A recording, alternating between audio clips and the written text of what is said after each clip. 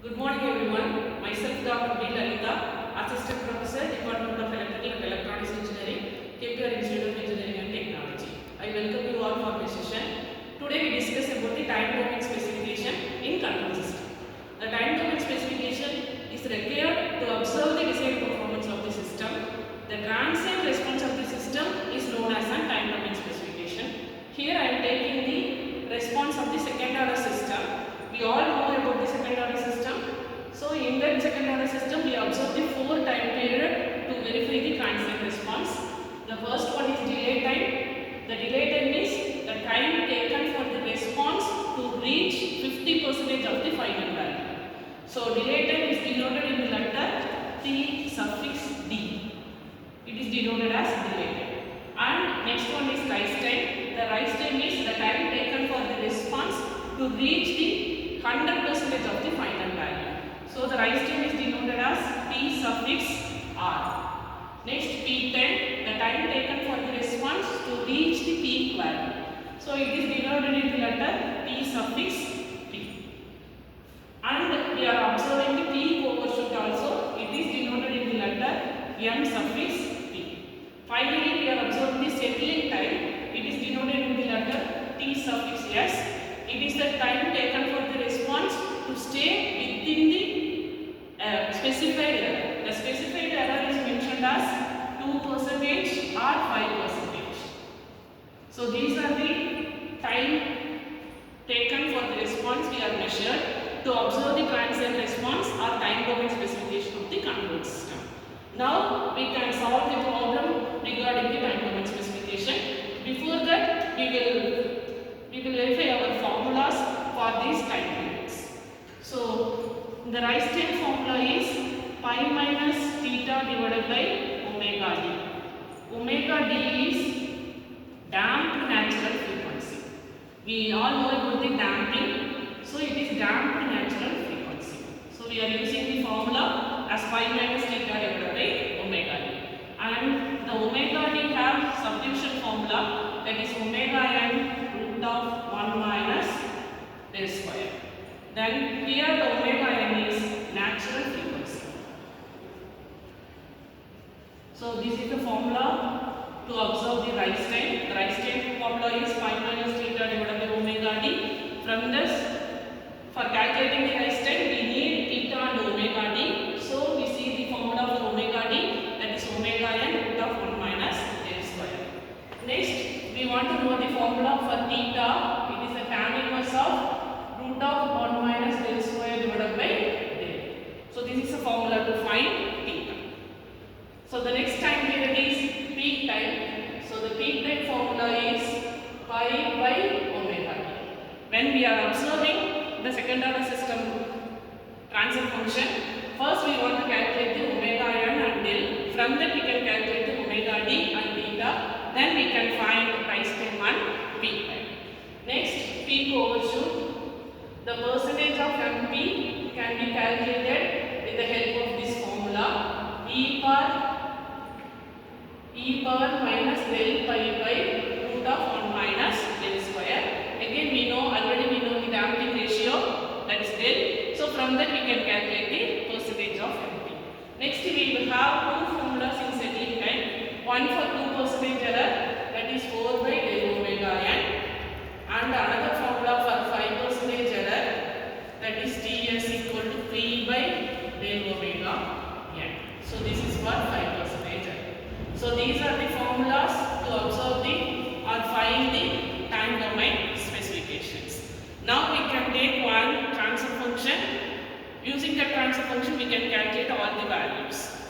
So we all know the second order system transfer function. Reference transfer function is C of s by R of s equal to omega n square divided by s square plus 2 del omega ns plus omega n square. So this is the general transfer function of second order system. So now for example we can take 64 divided by s square plus 8s plus 64. So we can take this transfer function, second order transfer function, to solve this problem. So here we have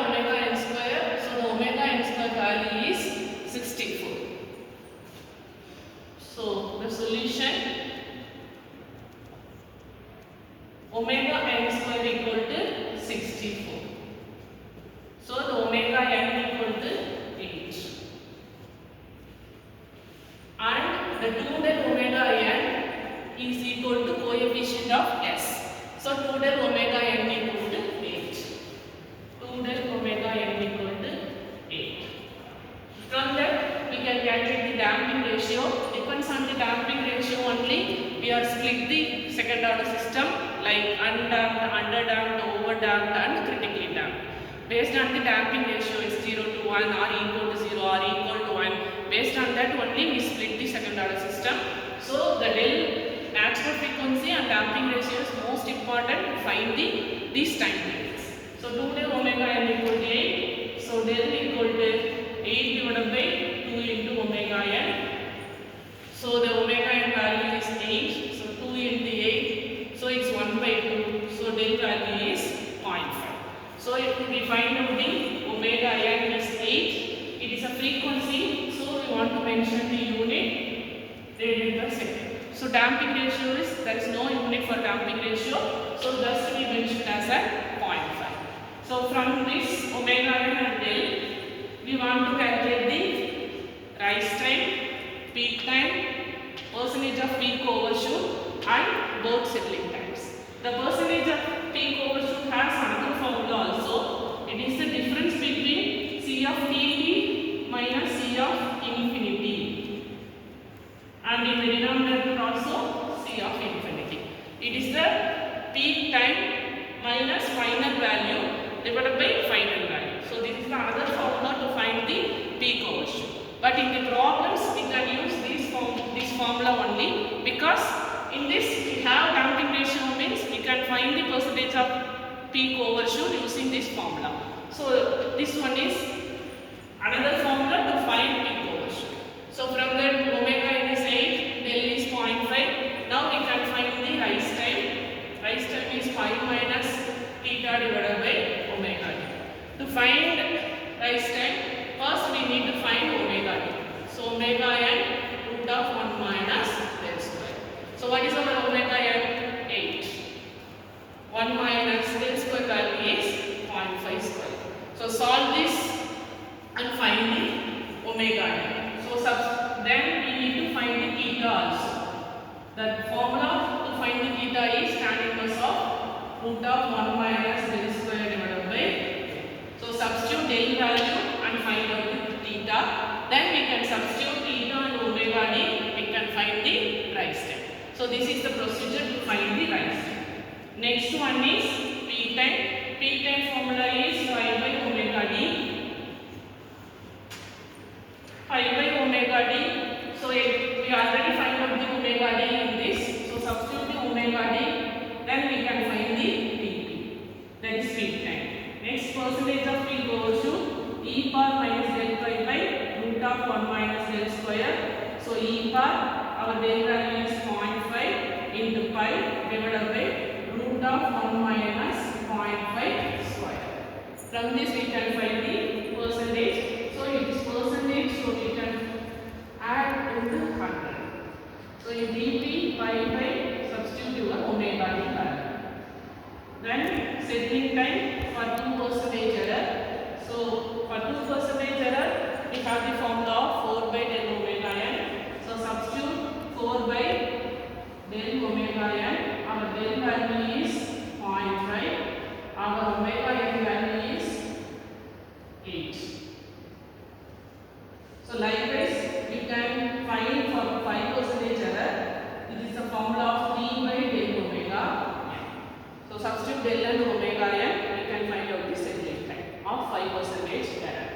So here we discussed about the how we can find the time domain specification, that is time, mean time, peak overshoot and settling time for our second order system. In some cases, the second order system is not in the correct form. That is the transfer function standard form is omega n square divided by s square plus 2 del omega n plus omega n square only. If it is not in the